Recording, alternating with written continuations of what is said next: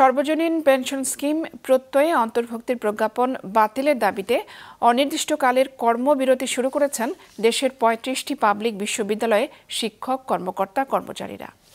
বিশ্ববিদ্যালয় শিক্ষক সমিতি ফেডারেশনের ডাকে আজও বন্ধ রয়েছে সব ধরনের প্রশাসনিক এবং শিক্ষা কার্যক্রম।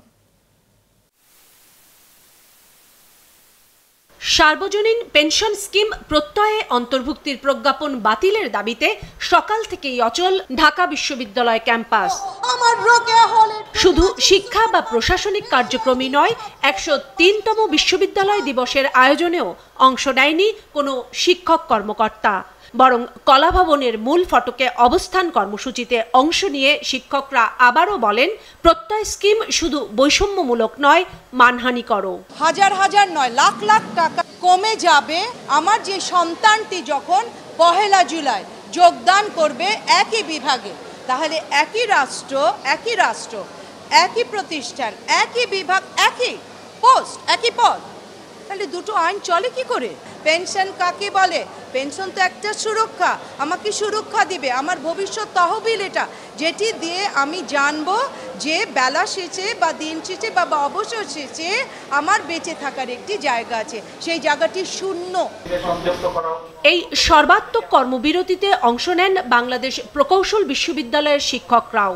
যারা পেনশন পাচ্ছে তারা তো পেনশন পাচ্ছেই, যারা পাচ্ছেন না তাদের জন্য এই সর্বজনীন পেনশন স্কিম ঘোষণা করা হয়েছিল, কিন্তু হঠাৎ করে এখন কেন আমাদের শিক্ষকদের এই স্কিমে অন্তর্ভুক্ত করা হলো সেটি আমাদের কাছে বোধগম্য নয়। প্রজাতন্ত্রের সকল কর্মকর্তা কর্মচারীদের সমান সুযোগ থাকা উচিত, সেখানে একটা এলিট শ্রেণী তৈরি করা হবে এবং অন্যান্যদেরকে আলাদা করা হবে, সেখানে কিন্তু একটা বৈষম্য তৈরি হয়।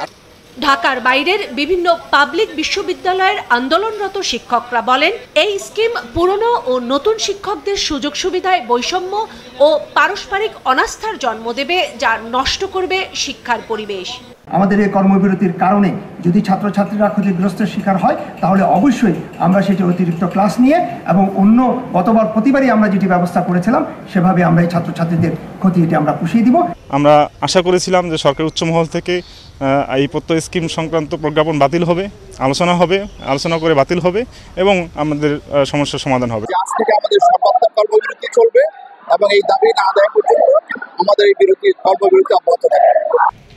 একই দাবিতে অর্ধদিবস কর্মবিরতি পালন করে কয়েকটি বিশ্ববিদ্যালয়ের কর্মচারী সমিতিও।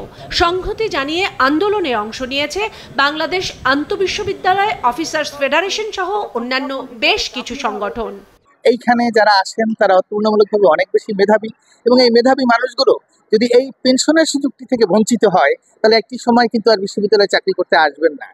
প্রত্যয় স্কিমের প্রজ্ঞাপন প্রত্যাহার, সুপার গ্রেডে বিশ্ববিদ্যালয় শিক্ষকদের অন্তর্ভুক্তি এবং শিক্ষকদের জন্য স্বতন্ত্র বেতন স্কেল প্রবর্তন, এই ৩ দাবি নিয়ে গতকাল থেকে সর্বাত্মক কর্মবিরতি পালন করছে পাবলিক বিশ্ববিদ্যালয়ের শিক্ষকরা। কাউসার সোহেলি, মাছরাঙ্গা সংবাদ, ঢাকা।